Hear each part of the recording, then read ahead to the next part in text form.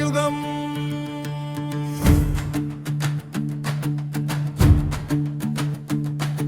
ఇదేనా ఆధునిక యుగం, ఇదేనా నాగరికత. చట్టాలు ఒకవైపు, మనసులు మరోవైపు. స్త్రీకి సమానత్వం అంటారు, జీవితంలో సంకెళ్ళు వేస్తారు. ఇదేనా ఆధునిక యుగం, ఇదేనా నాగరికత.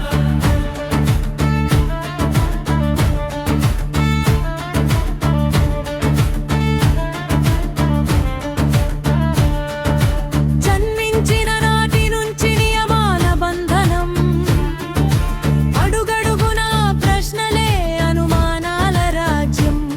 చదువుకోమంటారు, ఎదగమంటారు, ఎక్కితే మాత్రం అడ్డుగోడలు పడదారు. స్త్రీ అంటే శరీరమా, స్త్రీ అంటే ఆస్తియా, స్త్రీ అంటే ఇంటికే పరిమితమా. మనిషిగా చూడలేని చూపులు ఇంకా బ్రతికే ఉన్నాయా? ఇదేనా ఆధునిక యుగం, ఇదేనా నాగరికత. సమానత్వం పుస్తకాలలో, అసమానత్వం జీవితాలలో. ఒకవైపు రాజ్యాంగం హక్కులు చెబుతుంది,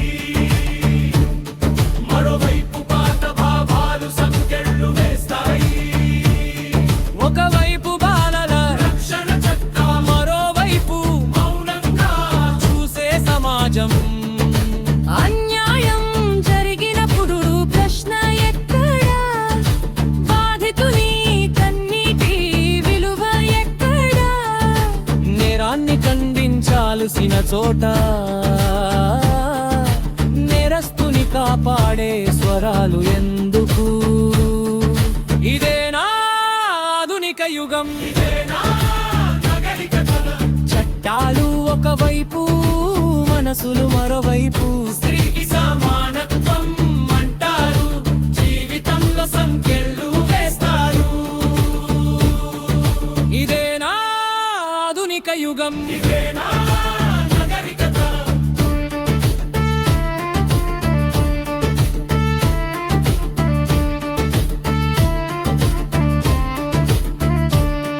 ఇరవై ఒకటో శతాబ్దం అంటాం, అంతరిక్షాన్ని తాకామంటాం. కానీ మనసులలోని చీకట్లు పోయాయా?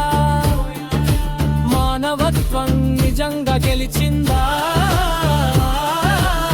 స్త్రీ పురుషులు ఇద్దరు మనుషులే, స్వేచ్ఛ గౌరవం అందరికీ హక్కులే. భయం లేని జీవితం కావాలి, సమానత్వం మాటల్లో కాదు చేతల్లో రావాలి. ప్రశ్నించు సమాజమా, మార్పు కోసం నిలబడు. మనిషిని మనిషిగా చూడే ప్రపంచాన్ని నిర్మించు.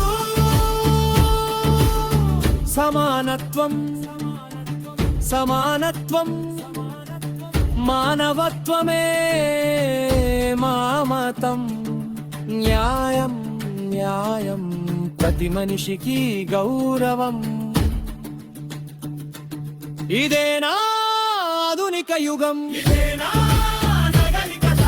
చట్టాలు ఒకవైపు, మనసులు మరోవైపు.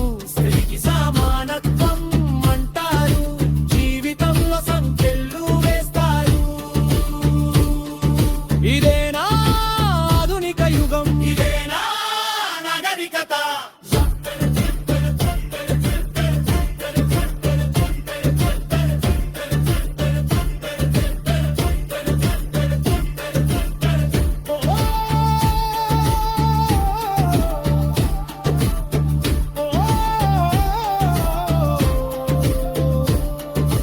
బాల్యాలపై అత్యాచారాలు అయితే, శిశువులపై అత్యాచారాలు అయితే, స్త్రీకి స్వేచ్ఛలు చట్టాలు, స్త్రీకి రాజ్యాంగ బద్ధత లేదా మగ కుల మతవాద పాదైక సమాజాలు అలంకరించే లేదా ఆడది మనిషే ఆడది జీవిత భాగస్వామి ఆడది పుట్టుక నుండి చావడం వరకు కష్టపడేదే ఆడది జీవిత భాగస్వామి